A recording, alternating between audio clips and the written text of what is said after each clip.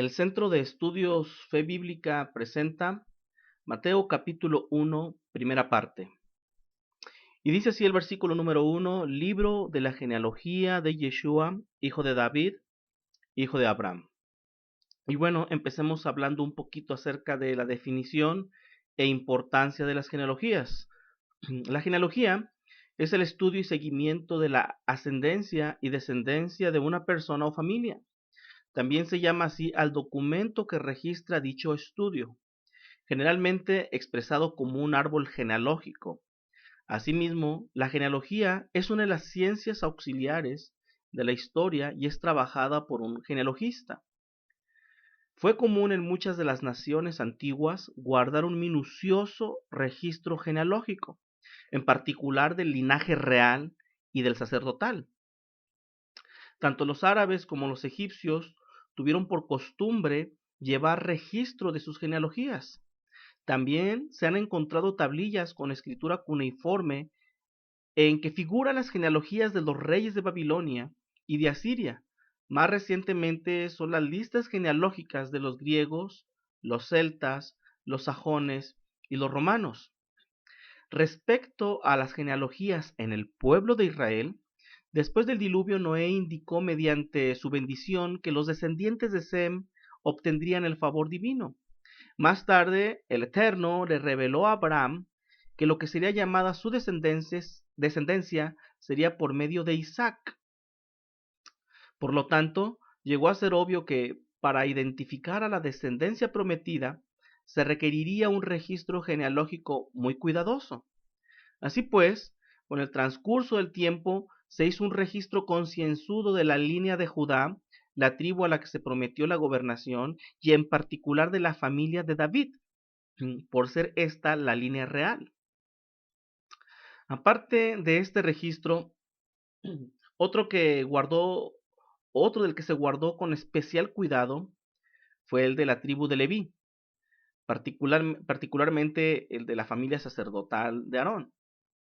Por otra parte, bajo la ley, se necesitaban los registros genealógicos a fin de determinar los parentescos tribales para la división de la tierra y también el parentesco familiar para las herencias de la tierra.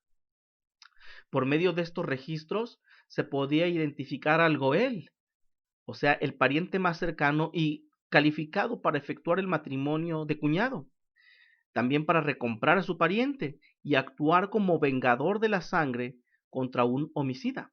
Además, la ley, la Torá, prohibía el matrimonio dentro de ciertos grados de consanguinidad o afinidad.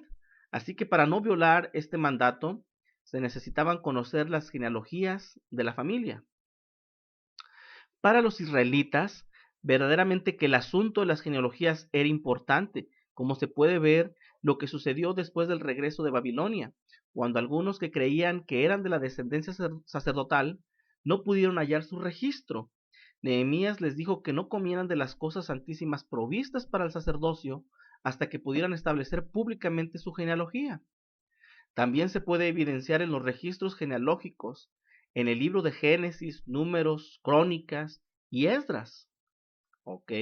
Las listas genealógicas suelen no proporcionar el índice de aumento de la población y se puede observar en el hecho de que en muchos casos se omiten ciertos eslabones intermedios si no son necesarios para la genealogía en cuestión.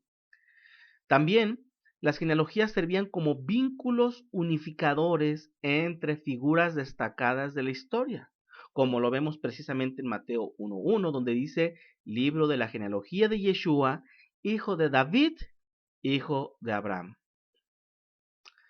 Hablemos un poquito ahora de los registros genealógicos en los tiempos de Yeshua.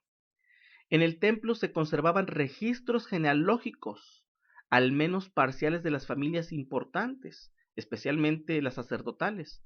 Según fuentes rabínicas, las listas genealógicas de todos los sacerdotes se mantuvieron en una cámara detrás del lugar santísimo, y en caso de duda, la decisión final era aprobado por el Tribunal Supremo en el templo. Esto de acuerdo a algunas referencias en el Talmud, en la sección de Midot, Sifri, etc. La mecánica se discuten precisamente en la Mishnah, en el tratado de Midot. La cámara de Gasit, situada por encima de la pared sur de la terraza que rodea el templo, era allí que el Gran Sanedrín de Israel, o la Corte Suprema, se reunía a juzgar la legitimidad del sacerdocio. Un sacerdote cuyo pedigrí se consideraba no válido, se vestía de negro, se envolvía en un talit negro y emprendía su camino a casa. Un sacerdote cuyo pedigrí se consideraba válido, se vestía de blanco, se envolvía en un talit blanco e iría a reunirse con sus compañeros sacerdotes en el servicio divino.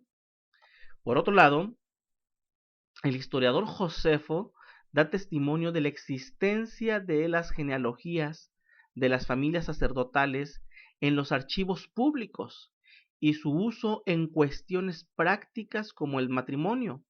Dice que él mismo usó esas genealogías.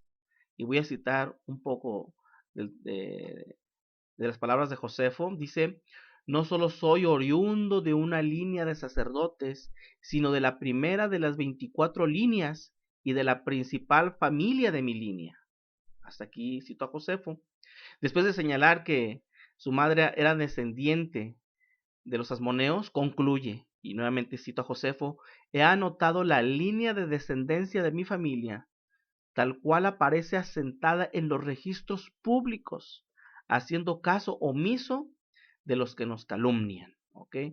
Pues alguna experiencia, alguna situación por ahí experimentó Josefo con lo que respecta a su descendencia y dice que él tuvo que recurrir a los registros públicos para comprobarlo. ¿Ok? Esto lo prueba también el hecho, la existencia de registros genealógicos en los tiempos de Yeshua, lo prueba el hecho de que cada familia de Israel pudo ir a censarse a la ciudad de la casa de su padre, en conformidad con el decreto de César Augusto promulgado poco antes del nacimiento de Yeshua. Ok, voy a leer la cita de Lucas 2 del 1 al 5 y dice así: este primer censo se hizo siendo Cirenio gobernador de Siria, e iban todos para ser empadronados cada uno a su ciudad. Y José subió de Galilea, de la ciudad de Nazaret, a Judea, a la ciudad de David, que se llama Belén, por cuanto era de la casa y familia de David, para ser empadronado con Miriam o María, su mujer, desposada con él, la cual estaba encinta. Por la evidencia de este texto, podemos ver que efectivamente en los tiempos de Yeshua no solo existían registros genealógicos públicos, sino que también se podía trazar la descendencia o dinastía de David. ¿Ok? Se sabe también que Zacarías, el padre de Juan, llamado el Bautista, era de la división sacerdotal de Abías, y su esposa, Elizabeth o Elisheba, de las hijas de Aarón. Se informa que Ana, la profetisa, era de la tribu de Aser, y Pablo sabía que él era de la tribu de Benjamín. ¿Ok? Hablemos ahora un poco de los registros genealógicos después del 70 de la era común. Según el relato del historiador Josefo, con la destrucción del templo que ocurrió en el aniversario de la destrucción del primer templo por Nabucodonosor, siglos antes, nos dice que se quemó el archivo donde estaban todos los libros con los registros genealógicos de la descendencia tribal y familiar, así como los derechos de herencia. Esto lo encontramos en el libro de la Guerra de los Judíos. ¿Ok? Por consiguiente, los medios legales para determinar el linaje de los miembros de la tribu mesiánica de Judá y la tribu sacerdotal de Leví llegaron a su fin. Por otro lado, de acuerdo a lo sucedido con la rebelión judía dirigida por Simón Bar Coba en el 132 al 135 de la era común, ahora los judíos podían concebir un Mesías terrenal, quien era, en conformidad a una designación estrictamente celestial, también lo podían concebir como un Mesías davídico. Esto es, como ya no había manera de comprobar su linaje davídico, dependían ahora de su designación celestial. Y el académico David Flusher sugiere que después del 70 de la era común, el pretendiente mesiánico tenía que probar sus reclamos por sus obras, ya que en este periodo la descendencia davídica no era trazable. De hecho, en ninguna parte de la literatura judía del primer siglo se nos informa acerca de la descendencia davídica de Bar-Kova, y aparentemente este hecho en un momento dado fue motivo de muchas controversias entre los rabinos. Así, todo apunta a que después de la destrucción del templo, no solo aspectos de la observancia que giraban alrededor del templo tuvieron que ajustarse y reinterpretarse, sino que también en lo que respecta a la comprobación genealógica del Mesías. El académico Ramgiel Freyland dice: los líderes judíos durante el primer siglo también deducían de las escrituras que el tiempo del Mesías estaba cerca. Los falsos mesías, sin embargo, no poseían las características del Mesías de la escritura. No buscaban probar su mesianismo por su linaje, sino más bien por el poder de la espada y por medio de apelar a la liberación física. El Mesías, sin embargo, debía tener pruebas de su descendencia del rey David. Hasta aquí citó a Ramgiel Freyland. Por lo anterior, luego de que el templo fue destruido en el 70 de la era común, cualquiera podía haber reclamado ser de la descendencia de David por sus dotes militares, pero el reclamo de Yeshua fue hecho antes del año 70, cuando todavía podía verificarse. ¿Ok? Vamos al siguiente tema. Es una exigencia profética que el Mesías sea un descendiente físico de David. De acuerdo a las escrituras hebreas, todo judío que se presente delante de Israel como Mesías tiene que proceder biológicamente de David por vía de Salomón, basado principalmente en 2 Samuel 7:12. Y cito: y cuando tus días sean cumplidos y duermas con tus padres, yo levantaré después de ti a uno de tu linaje, el cual procederá de tus entrañas y afirmaré su reino. Otras referencias en el Tanakh, o comúnmente llamado Antiguo Testamento acá en el occidente, dice en el Salmo 132:11: en verdad juró el Eterno a David y no se retractará de ello. De tu descendencia pondré sobre tu trono. En el Salmo 89 del 3 al 4 dice así: hice pacto con mi escogido, juré a David mi siervo diciendo: para siempre confirmaré tu descendencia y edificaré tu trono por todas las generaciones. En Jeremías 33:17 dice: porque así ha dicho el Señor, no faltará a David varón que se siente sobre el trono de la casa de Israel. Por esta razón, o esta es la razón por la cual Mateo comienza su testimonio diciendo: libro de la genealogía de Yeshua, hijo de David, hijo de Abraham. ¿Por qué esmerarse en hablar de la descendencia de José si fue concebido por el Espíritu Santo como comúnmente se piensa? ¿O por qué esmerarse en hablar de la genealogía de Yeshua si las promesas en este respecto son alegóricas? Si uno u otro fuera el caso, la genealogía de Yeshua en el libro de Mateo carecería de todo sentido.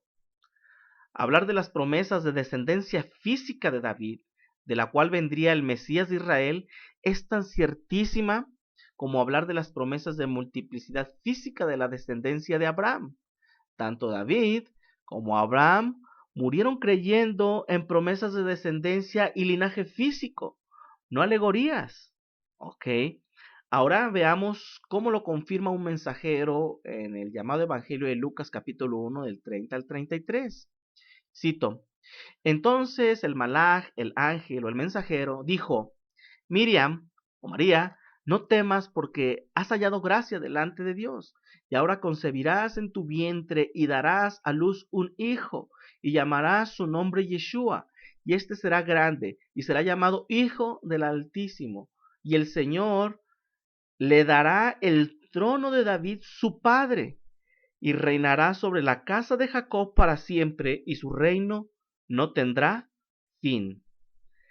Para el autor del libro de Mateo y Lucas, era claro que Yeshua era hijo biológico de Joseph, de acuerdo a las promesas que encontramos en la Torá. Es importante mencionar que esta verdad nunca fue negada por los judíos incrédulos. De esto veremos más un poquito más adelante, ¿ok? Como lo dice el académico Risto Santala en su libro El Mesías en el Nuevo Testamento a la luz de los escritos rabínicos, y cito a Risto Santala, ya es de por sí asombroso que los evangelios no mencionen en ninguna parte disputa alguna respecto a que Yeshua haya sido de la casa de David o no.